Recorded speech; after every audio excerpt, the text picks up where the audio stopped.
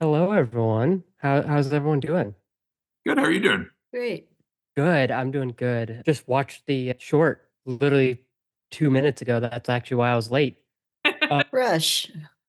but yeah, it is really fresh. So thank you for taking the time out of your day. Thank you. As I understand it, Dimitri, you wrote, edited, directed, and composed the film, which is The Rainbow Bridge, which is screening at Sundance starting January 22nd at 10 p.m. in the Midnight Shorts program. Yes, I will say, had a lot of editor help and had a lot of composer help, but yes, still. Oh, I'm sure. I feel like some of the stuff, especially later on, knowing from what I know of just editing basic YouTube videos, I would need help. I The would be daunting like, process to sift through that footage. Shout out to Xena Gray, who's able to sift through and be like, look, let me just go through that pass and make sure you have what you need because you know it's there. So let me just organize it in a way. For an unorganized person like myself, that was a massive undertaking. oh, let me tell you, whenever I do like a new video project, I have an audio folder, a footage folder, a graphics folder, a transcript. Oh, a finals folder, a finals V2 folder, a finals V3 folder. Yeah, You final, yeah, you get it. failed job final because Da Vinci decides, I'm not going to work today.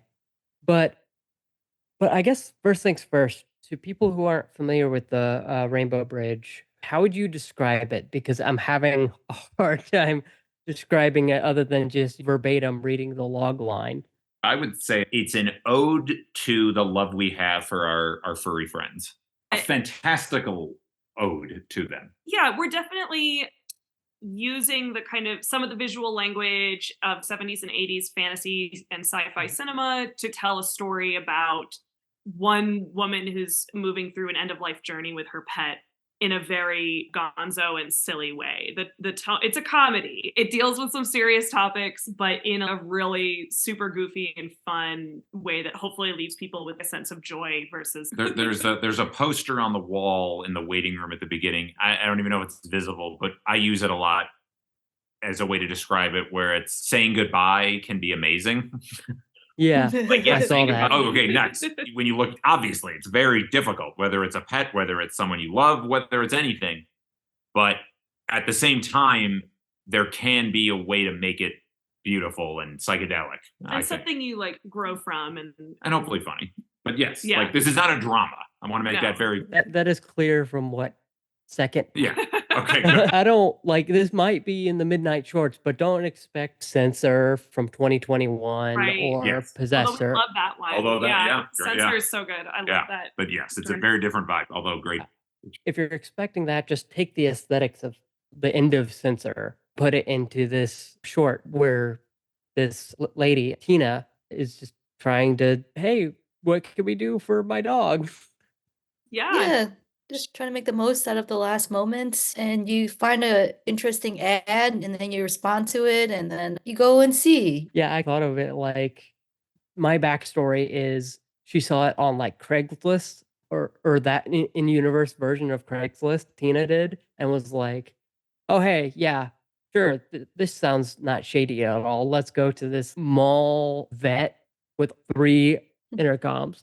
It's so Uh, funny, the intercom gag in particular. I feel like we were like, oh, we need an intercom, and Dimitri and I were looking at some vintage intercoms, and we couldn't choose one. We No, were there was like, a set oh, of there's three. There was there one was person who was selling a no, set of it three. wasn't a set. We just bought 3 of them because It was a lot. and then it was like, oh, it developed into a visual gag where it's, oh, there's too many intercoms. What happens when There's one for like horses, one for like humans, and one for pets, and Yeah. they're all busted except for the lowest one. Yes, of course, but Yeah, you never rip out the old one when you put in the new one, so exactly. I like that you're Right. thinking about Tina's backstory though, because That's already spot on, is what we were thinking at the time. Exactly. we think about it all the time. Yeah, we still do.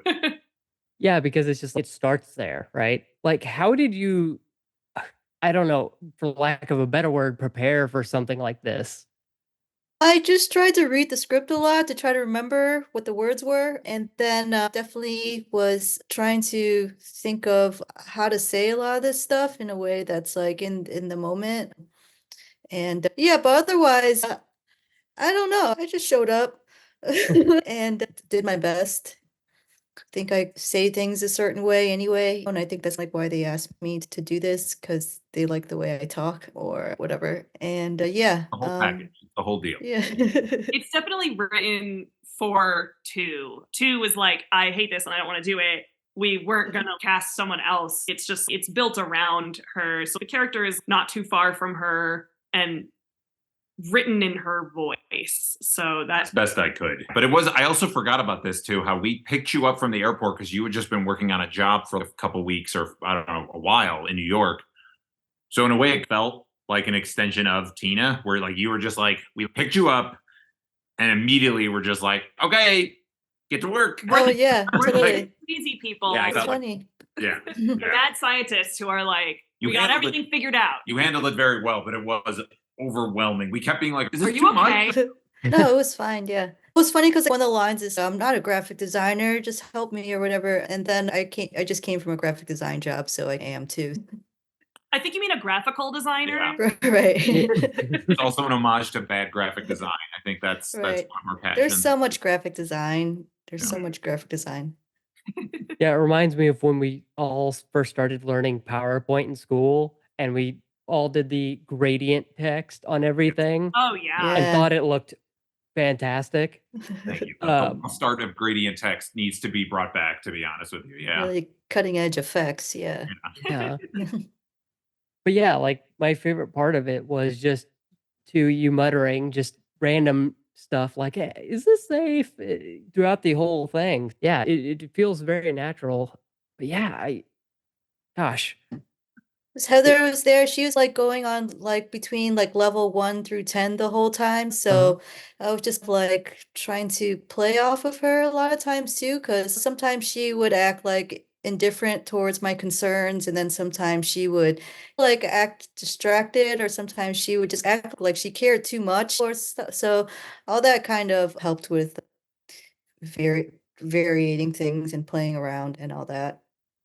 We were so Yeah. lucky to work with both James Urbaniak and Heather Lawless, who are like incredible character actors. Like, Dude's in just- Oppenheimer. He's yeah, in he's Fableman. in Fableman.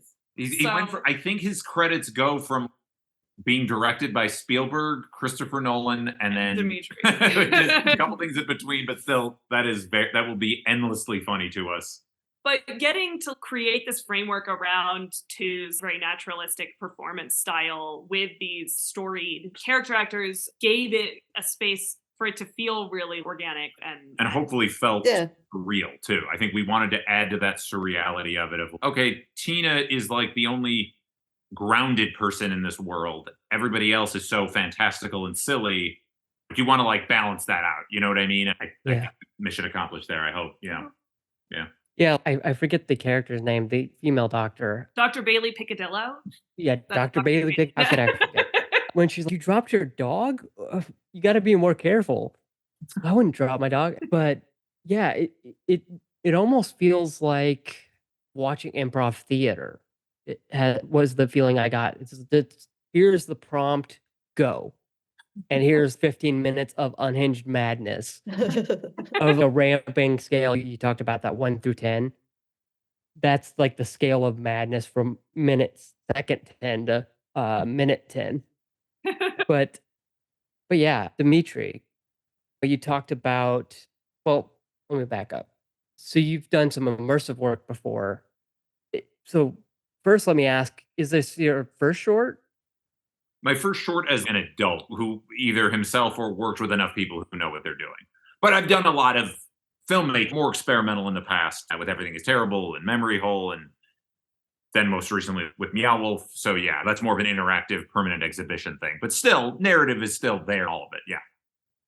The reason I wanted to ask is I'm curious because Sundance is big on immersive, specifically in the VR space. But what is, in your mind, the jump or difference between the two art forms? The funny thing is that aside from a lot of technical differences, which there's many, Mhm. there's so many similarities. It always overlaps. Like I say this a lot when it comes to illustration, graphic design, music, editing, storytelling, whatever it is, it's all the same. There are so many. I know Tu can speak to this, Suki can speak to this. A lot of the crew who worked on the movie are like multifaceted artists in their own right, which I love. That's my favorite type of artist to work with, is somebody who just does a little bit of everything, whatever they feel like.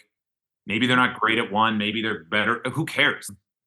It all weaves into one another. And so this was such a fun challenge of, okay, I've never done anything this specifically this big, this many people on the day, all of that stuff. You have to do all this pre-production. Then there's the day, and then you're stuck with that footage. And then what do you have? So all of that is such a major challenge. But at the end of it, there's still a story. There's still, what can you relate to as a person? I always think about the audience for sure, whether it's everything is terrible, whether it's whatever. I just do. I can't help it.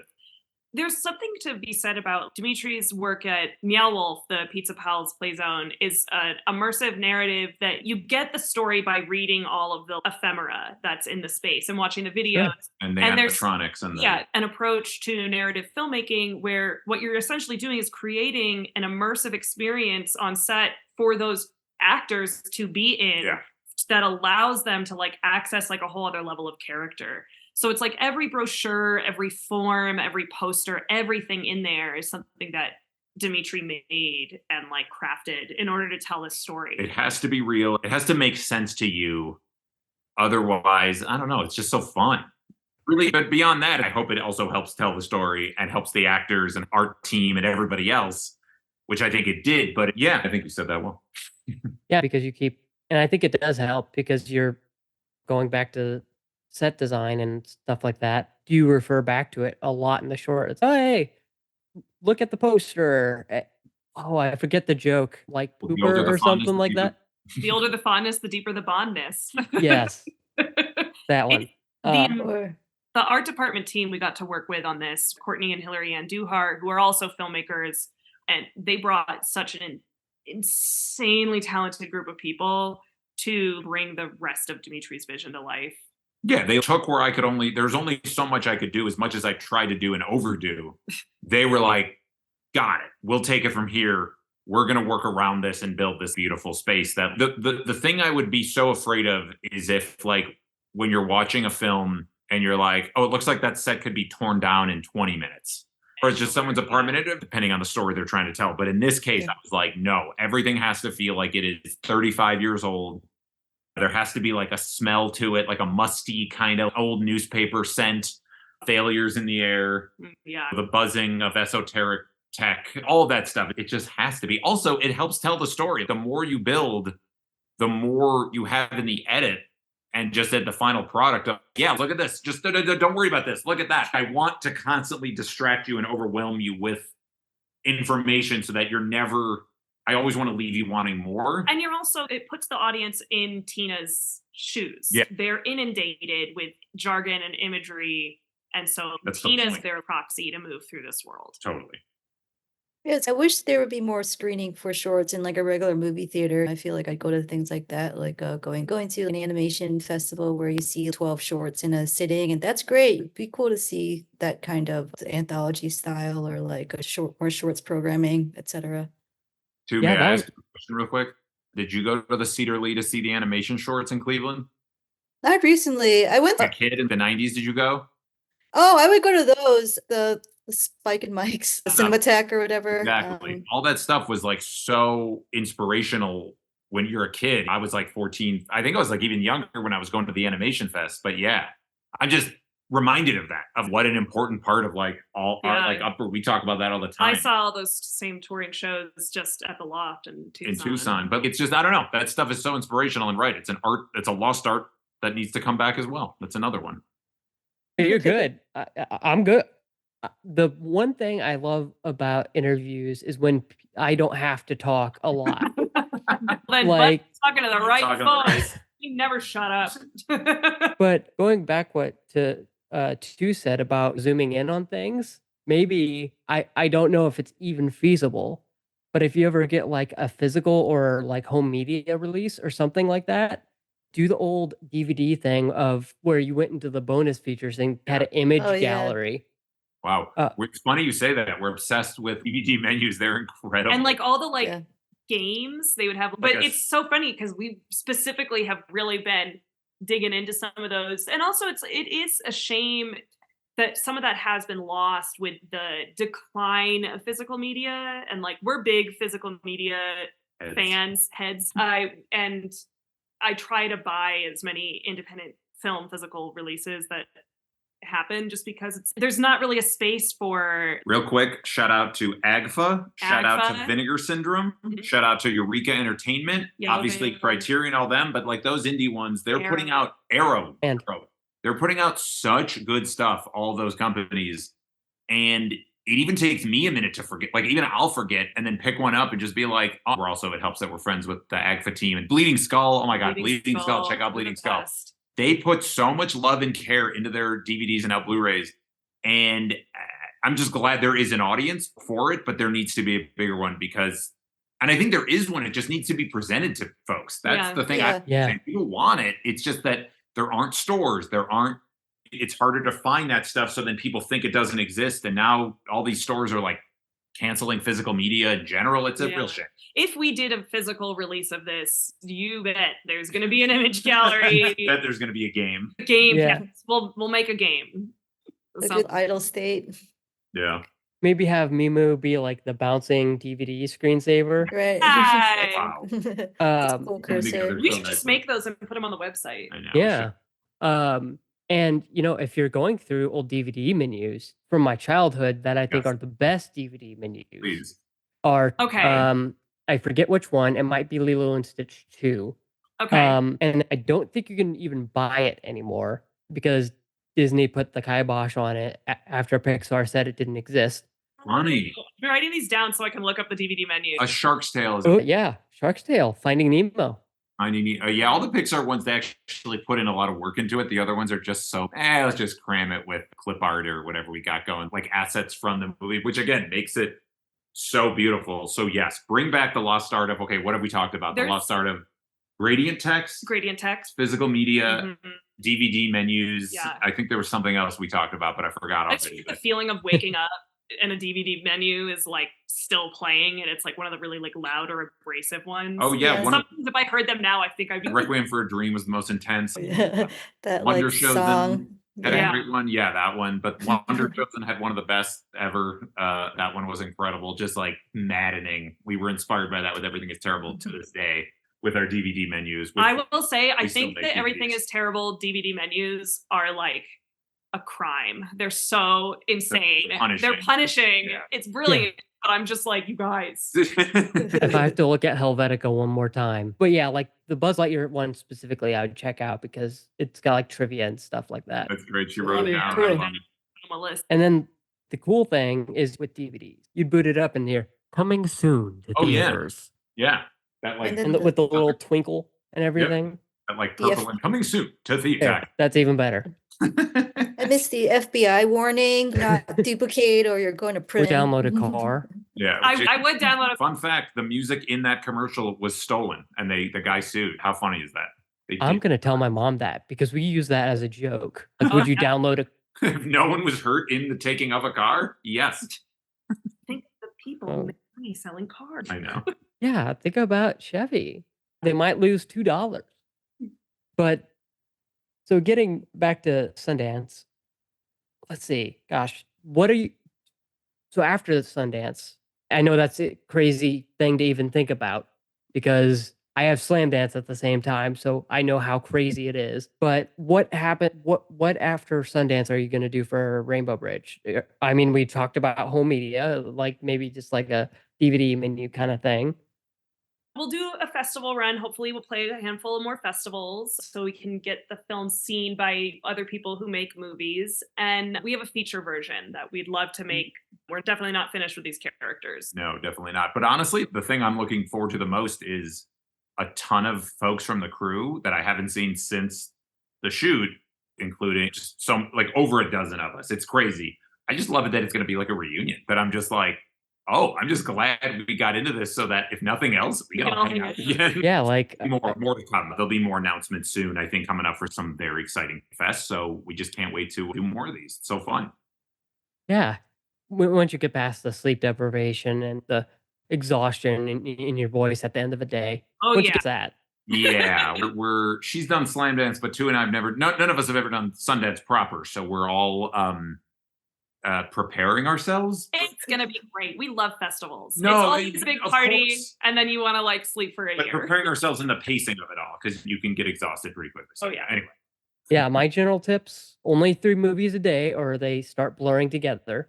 Because on that third one, you're really getting festival brain where you're like, what Yes. movie did I even just watch?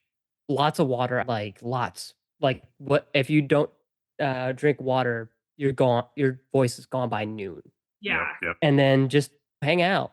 Parties, go to the parties. Done and Done. We can do it. Okay. Be hydrated, and we're gonna be hanging out. Oh, and food, obviously food. We will also eat. Hopefully free food. Yeah. But I want to thank all of you for coming on. I know it's been a crazy day, full of interviews. So thank you for taking the time at the end of it to hang out and talk about DVD menus, physical Yeah. media, Yeah. all this crazy stuff. It was But a pleasure. I'm glad we got to meet you and Yeah, spend we some got to time hang. chatting. You're going to be there? No, unfortunately, That's if fine. I wasn't doing Slam Dance, I could make a thing of, oh, I'll just do both or do one or the other. But Yeah, it's too hard. It's too much. yeah, I can't go across the street 30 times a day. Yeah. Yeah, that's cold in Park City. Absolutely not. Bring coats. Oh, that's the other thing. Bring coats. We have an Like the puffy ones that look ridiculous. But Yeah. I hope all of you enjoy Sundance and that you get huge reactions from it. Can't wait to see the feature version and the inevitable Mimu dancing across my screen. So Good. much. Thank you, Austin. Yeah, thank you.